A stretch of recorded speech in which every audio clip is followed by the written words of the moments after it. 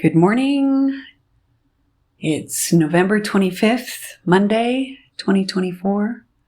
And this is my first episode of This Awakening Life. And I'm really happy to be starting this podcast. It's a different format than my last one.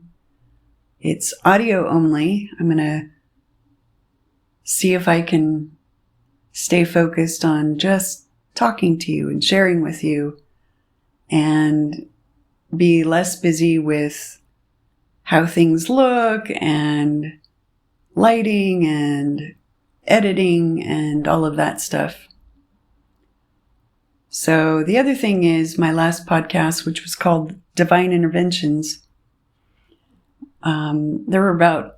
I think there were about a dozen episodes. I'm not sure exactly, but I kind of felt like I had painted myself into a box with what I could share and stay true to the title.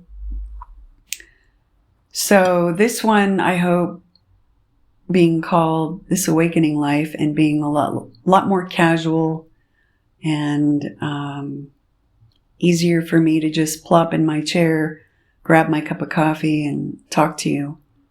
I hope it opens the way for a lot more types of sharing.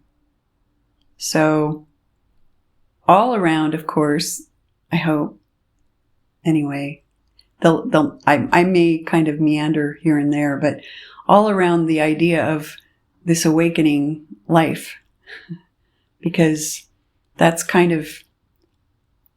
my wheelhouse, as we say. That's where I have always been, really, from very little, actually, when I think about it. This is not something new for me. Ever since I was a little kid, I was thinking and asking these deeper questions and contemplating. And, I remember when I was in 6th grade, this kind of exasperated but kind girl said, we're just going to call you the philosopher. And I think she was politely saying that she would rather be talking about boys or the Bee Gees or something like that. And but she was very sweet about it. So anyway, I come by it honestly. We can say that. And in this time, in this day and age, I find that in my work especially, I get to talk to a lot of people who are now ready and interested and having these kinds of conversations too, or wanting to. And I get to be one of those people that they find sometimes that can have that conversation with them. And so I feel really lucky and grateful and blessed and honored. And this is just another way to expand that conversation. This is a way for me to give you a little, hopefully inspiration. I've noticed that, so my work is doing Reiki and sometimes hypnotherapy, a lot of times just spiritual mentoring,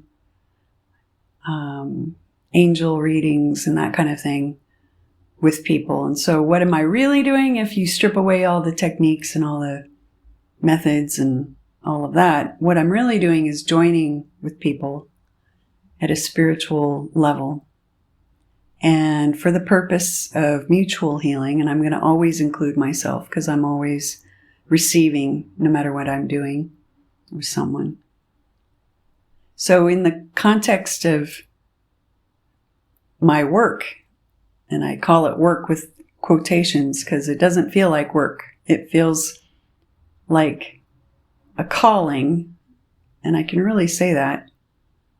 In the context of what I do in my office every day, or almost every day, I get to talk to people who are awakening. Very frequently, that's who's finding me. And I love that the the way they find me. There's a lot of different things they could be trying. There's a lot of people that they could go to, even for Reiki. And in my town, there are quite a few Reiki practitioners. But the ones that find me, and I'm sure, I'm not saying exclusively I'm the only one talking about these things, but I can say that the ones that find me tend to come to me often because they're having some kind of experience that is changing them, and they know it, and it's confusing, and they're having emanations of new knowledge or new understandings. Perhaps they're having phenomena that show up, and I get to be the one to give them a new context if they don't have it, or reinforce that they're not going crazy, and that the ways that they're thinking about things may be very helpful and good to lean into. I guess I get to be their coach and their cheerleader, and sometimes their elder. They're, because I'm 58, so I've been going around this circus for quite a long time now, and I've had a lot of classrooms, and I've been steeping in the idea of spiritual awakening for quite a long time. And I've seen and been through so many things that now I can really sit by someone like like I'm a midwife, and I can pat their hand, and I can help them trust that they are absolutely, no matter what's happening, they are absolutely on the right path. They're going through some contractions or some significant pain as they surrender or learn to surrender to what's happening. But it's temporary, and the other side of what's happening is very important, and they're going to feel, if they don't already, they're going to feel so much better off for having gone through it than they did before this started. So I get to be, the embodied idea that what is happening is ultimately safe and trustworthy, and they can lean into it. And I like that. I like that gets to be my job.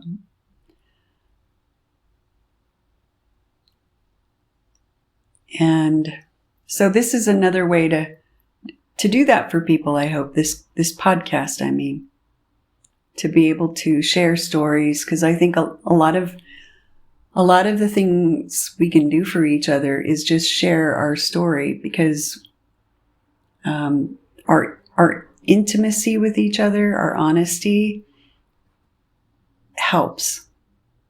It helps us clarify what we already know but haven't quite crystallized. It helps us feel bolder in what we know, or bolder in what we want to drop and weren't so sure about dropping yet because of some insecurity. It gives us confidence in expressing what it is for us, our own authentic truth of the moment. So it's a weird thing that we're doing. We're going up this mountain. Let's say this awakening life. We're going up this mountain, this spiritual mountain, to try to get to the top. And we look to those trailblazers that have gone ahead, right? And we want we want to find those people, because we want to make sure that we're not lost, because sometimes it absolutely feels like we are. And we need some pro tips, how to navigate, how to make sure that we're safe, and all of that. But we also have to take our own steps, right? So those trailblazers can give us some guidance, and they can share their own stories of what it's been like for them climbing the mountain. But the thing that they can't do is climb the mountain for us. So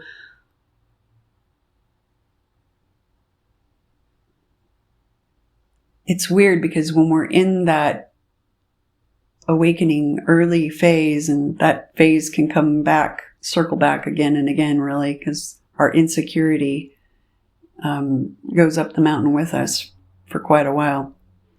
We actually do want to be rescued. We actually really want somebody to come bail us out. Just carry me up the mountain and I'll be good. I'll cook for you. I'll clean for you. I'll carry your stuff. Just you carry me. And that's just not how it works.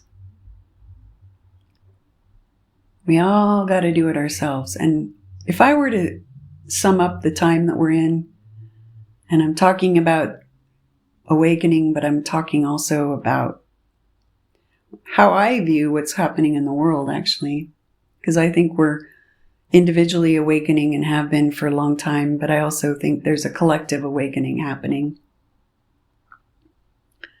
And there has to be, if there's a number of us and we're all ultimately part of the one self, then there must be something happening with the one self. So let's imagine there's this collective awakening.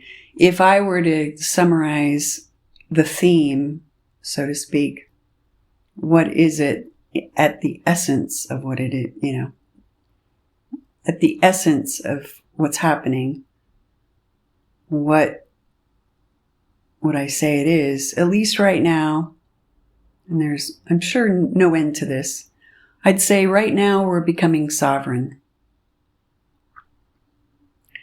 And so what does that mean? We're becoming sovereign as spiritual beings.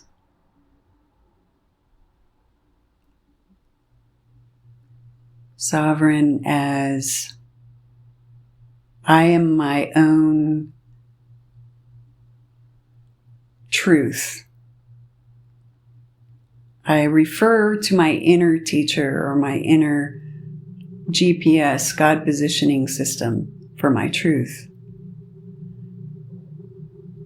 I am not secure because of the external relationships and institutions and political whatevers and even material solutions like medicine or anything like that.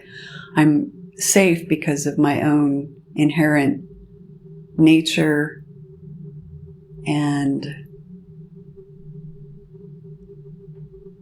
what am I trying to say? Because of who I am as the Buddha, as the Christ. So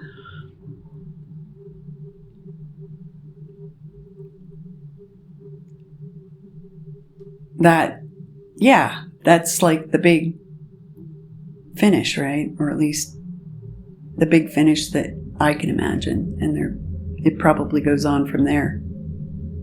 Anyway, the point of what I'm saying is, because this is really not a dress rehearsal, right? This is the real deal. Then going sovereign means that we have to be pulling ourselves up by our bootstraps. This mountain climbing business is a bootstrap operation. And I have had many times in my life, not recently anymore, thank goodness, but I remember it, 15 years ago when my own dismantling, as I call it, started to crescendo. And I remember the paradox in my mind at the time, which was, I can see that I need to bootstrap this transformation, like I need to lean into something that I've got. But if I could identify what that is, I wouldn't need to be going through this thing. I felt very frustrated. Like if I knew what this peace or knowledge or God or awakened consciousness that's going to, be my new reality, if I knew what that was and what it felt like, then I wouldn't need to be doing this. So how am I supposed to lean into that to get me out of where I am? And that's how I would feel.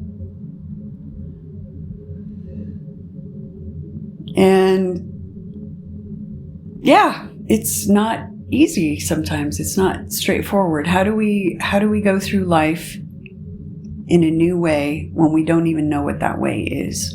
But we know that our old way doesn't work anymore. And that's usually how I find people show up in my office for the first time. They are pretty darn convinced their life does not work anymore. All the old things they used to do, all their old moves, they don't work. But they don't know what is next. They don't have, nothing else has kicked into gear yet, so they're stuck, or at least that's how they feel. So that's how the ego in us sees what's happening a lot of times. And what's really happening is we're starting the process of becoming sovereign. So that's one way to say it, right?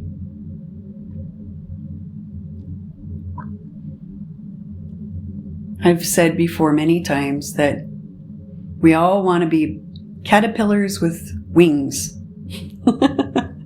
But that doesn't actually work. And so when it's our time to transform, and I'm not saying this is a conscious thing. We don't get to decide it. We don't get to say, no, I can't possibly do that this year because I have too many things to do, or not until I get this career goal, or, blah, blah, blah. That's not the level of our beingness that decides what our time is. It just happens, and sometimes it's really inconvenient. I know it was for me. But anyway, so when it's our time, we don't just grow our wings and then have a victory lap. We actually go through a long process of dissolving in a way. So you think of the caterpillar and it's not a happy, pretty sight. It goes into this weird nest that envelops it where it's dark and it's alone. And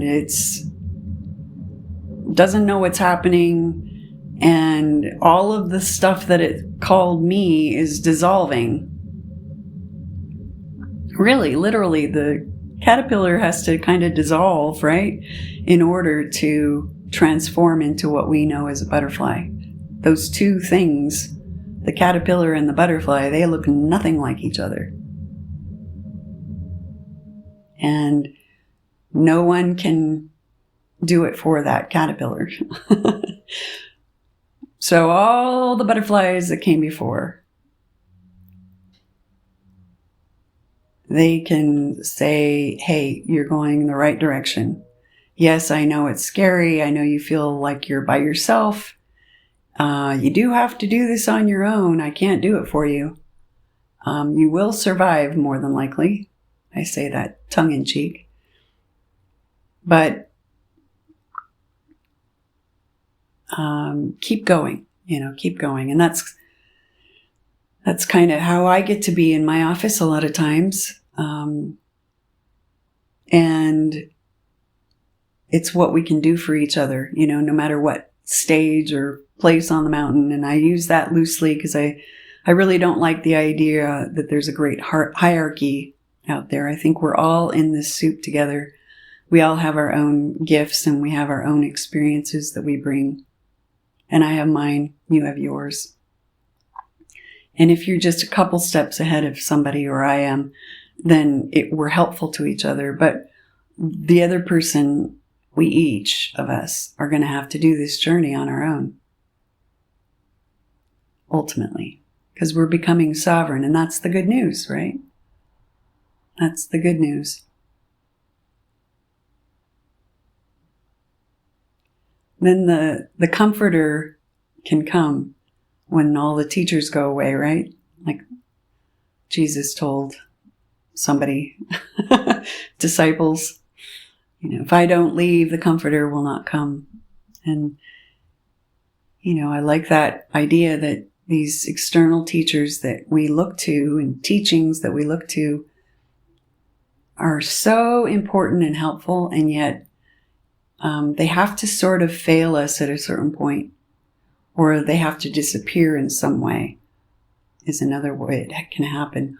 Only because while we are glommed on to external symbols as our savior, we're still not turning within.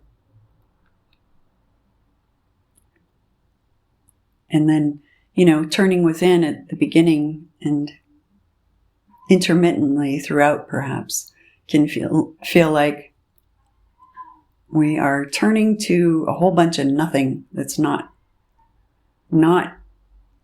helping. So that's the ego's perception. I like that cartoon. Do you remember the frog that could dance and hello, my honey? And the guy thought, oh, great, I'm going to make a lot of money with this dancing, singing frog. And every time he tried to show somebody else, he rented a big theater and tried to sell tickets. And as soon as the curtain would pull away and show this frog, the frog had been dancing and singing like crazy. And then the curtain would pull and the frog was just reading. And I don't know why that just came to mind, but that's how it feels when we try to turn into that inner wisdom a lot of times. It's okay. It's doing all of this great stuff for everybody else and all these wisdom teachers over the ages. And when I turn to it, I get a big fat nothing. But that big fat nothing is actually something. And we learn to be with it, because this isn't really about books and teachings and words. This is about isness, or the ineffable. And it's about power,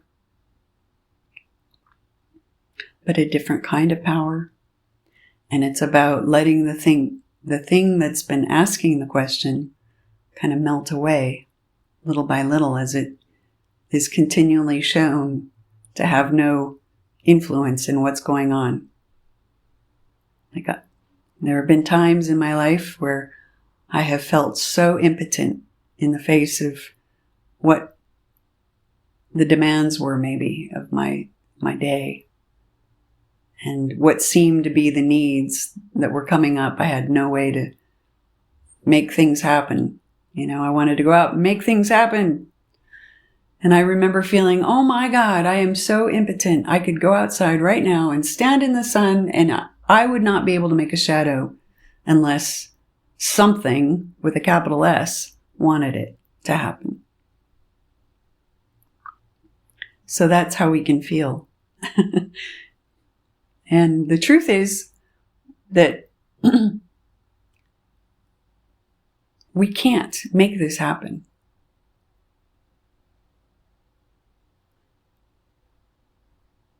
Nothing that we want to make happen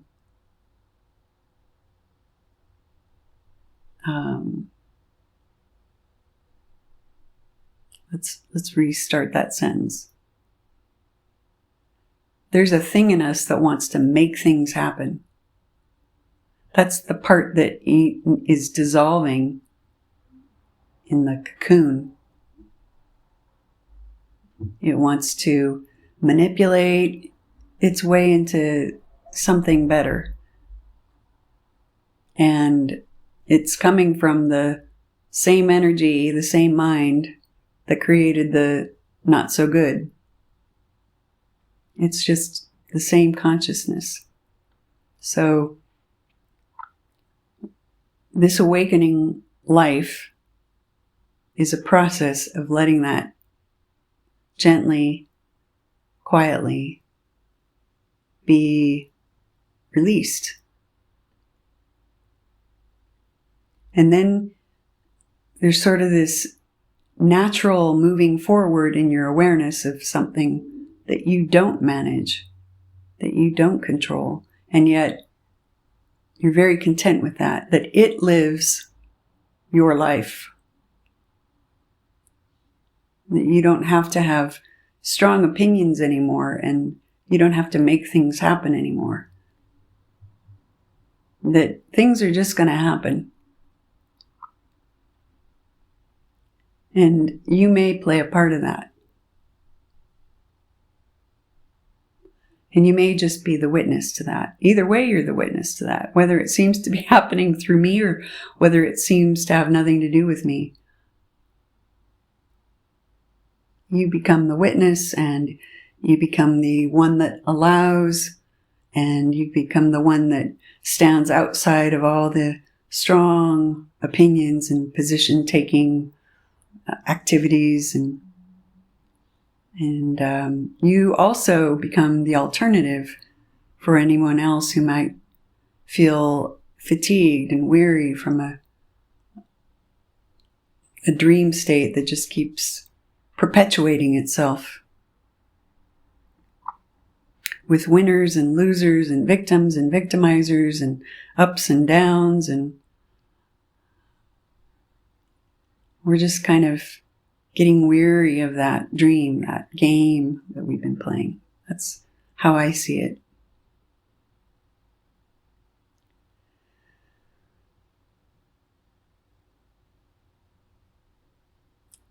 So if any of this resonates with you, and if you're one of those like me,